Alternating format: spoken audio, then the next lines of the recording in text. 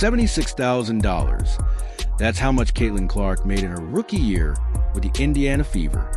The same Caitlin Clark who brought in an estimated $15 to $30 million in extra revenue for the WNBA.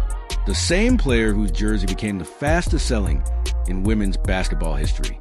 The same athlete whose games pulled TV ratings comparable to NBA regular season matchups.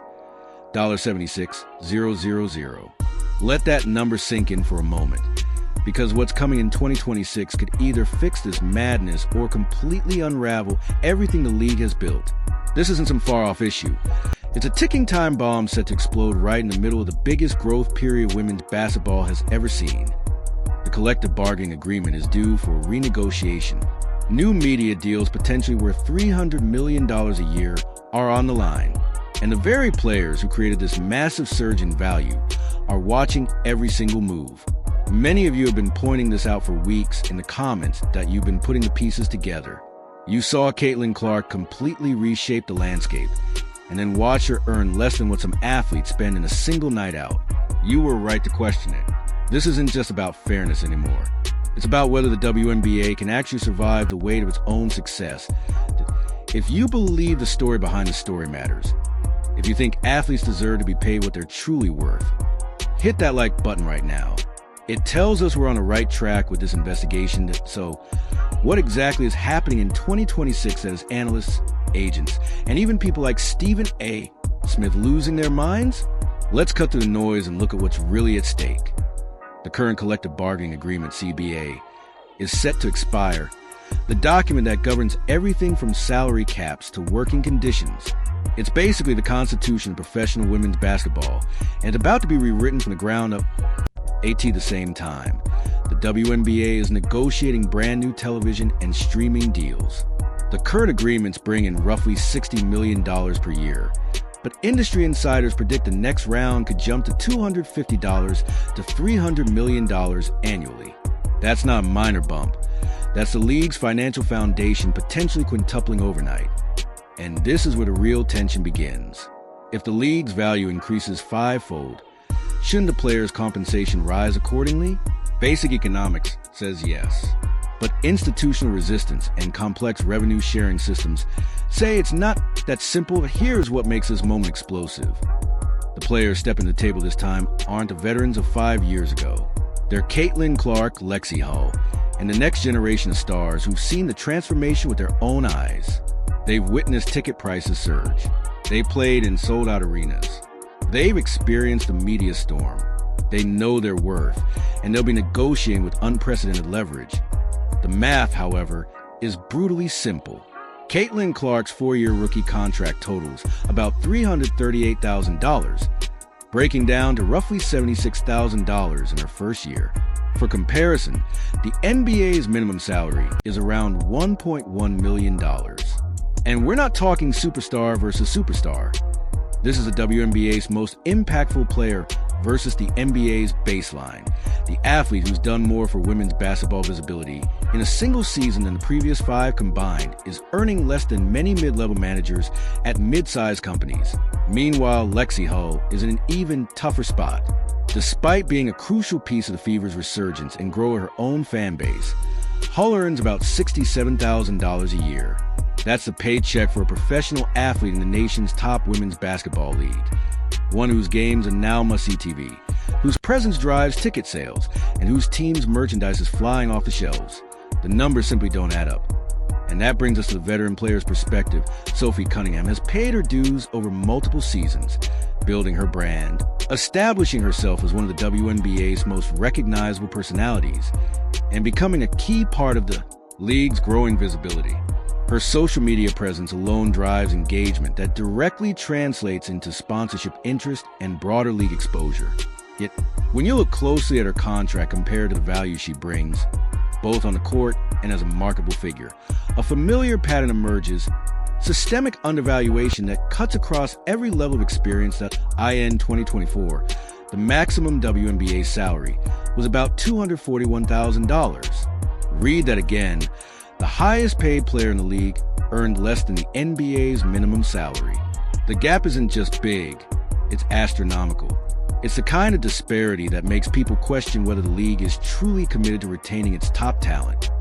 And then comes the international factor, the variable that completely changes the equation. Top WNBA players can earn between $500,000 and $1.5 million overseas, playing in countries like Turkey, China, or across Europe during the offseason. That's right. Many players make several times their WNBA salary by spending their off-seasons abroad. The world's premier women's basketball league still can't offer its stars enough financial stability to make it their only focus. For some, the WNBA has become their side job. Imagine if LeBron James had to play in China every offseason just to make ends meet because his NBA salary wasn't enough. It sounds absurd because it is absurd, but that's the exact reality many WNBA stars face every single year. The toll is enormous. The travel is exhausting. Time away from family is long. The injury risk doubles because these athletes never get a real offseason to rest and recover. Breanna Stewart famously tore her Achilles while playing overseas. Other stars have suffered major injuries abroad that cost them entire WNBA seasons. For Caitlin Clark, this international dilemma is even more complicated. Her marketability is unmatched in the U.S., but that doesn't automatically carry over internationally. Her brand power is rooted in American culture, American media, and American partnerships. Would a Turkish or Chinese league really pay her more when her value is primarily domestic?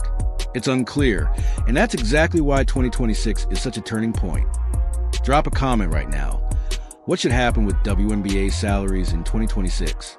Should they rise alongside the league's exploding revenue? Or is there something we're missing about the economics? Your opinion matters, because this debate will shape the future of women's sports. Let's talk about what Caitlin Clark actually did in her rookie year, because the numbers are almost unbelievable. Fever games averaged over 1 million TV viewers, with some matchups drawing nearly 3 million. Those aren't just good numbers for the WNBA. They rival NBA regular season broadcasts. Networks literally adjusted their schedules mid-season to add more WNBA coverage because demand was that high. Advertisers who had never touched women's basketball before suddenly wanted in.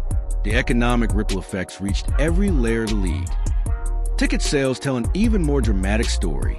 Indiana Fever home games that once had empty seats became sellouts months in advance. Secondary market ticket prices exploded, some going for 10 times face value.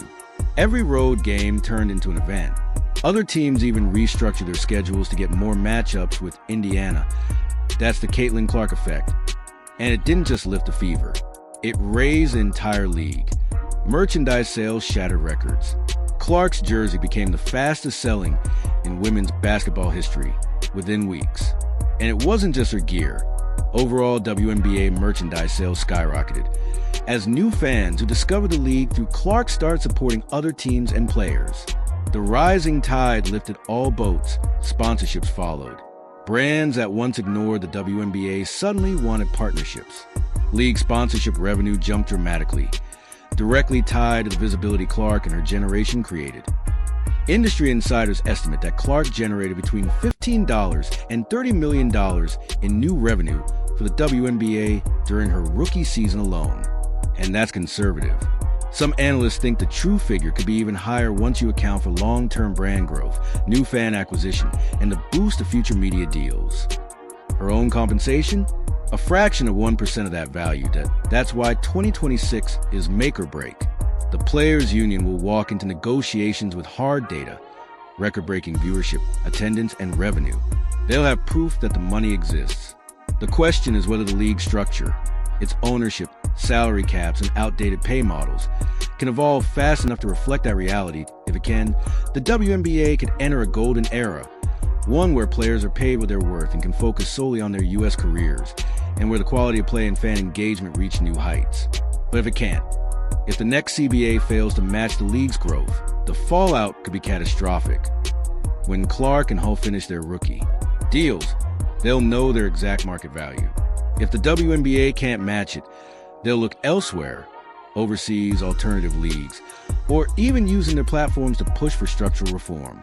Behind the scenes, agents are already preparing for a fight, and sources say player frustration is rising beyond what's visible publicly.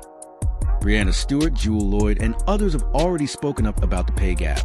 But behind closed doors, the Players Association is quietly building its case, collecting data, preparing arguments, and positioning itself for one of the most consequential labor negotiations in women's sports history.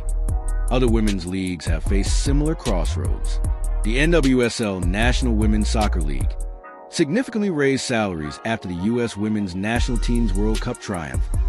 Top players now make $300,000 to $450,000, and the minimum salary rose to $35,000. They align pay with visibility, growth, and cultural impact. Exactly the model many hope the WNBA follows to IN tennis. Grand Slam tournaments now offer equal prize money for men and women, a shift driven by proof that women's matches generate comparable audience interest and ticket sales. The principle was simple: equal value deserves equal pay.